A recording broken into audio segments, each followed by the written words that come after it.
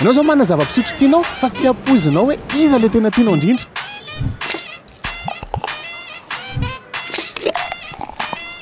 Dramana. Zao tsotra be ny kilalao antsika dégustation à l'aveugle. Diary lalao kely tsika. Mandroso eto.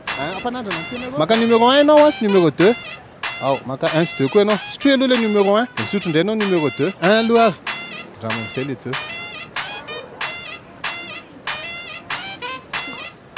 Ao, iza ny tsara kokoa? Le 1 sa le 2?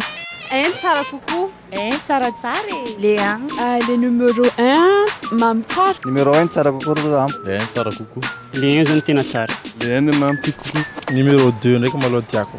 Le 1 tsara kokoa. Ohatra mitovy ihany izy roa. Tena le 1. Numéro 1. 1 tsara kokoa. Le 1 tsaratsara kokoa ka. Dawa. Isa, roa, telo.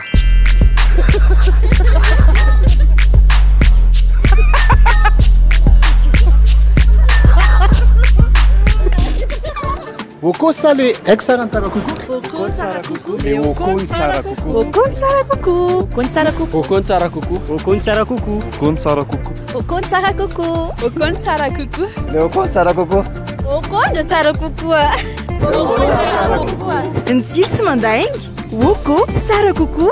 Safidin'ny roa ny fitopolo isan-jaton'ny malagasy.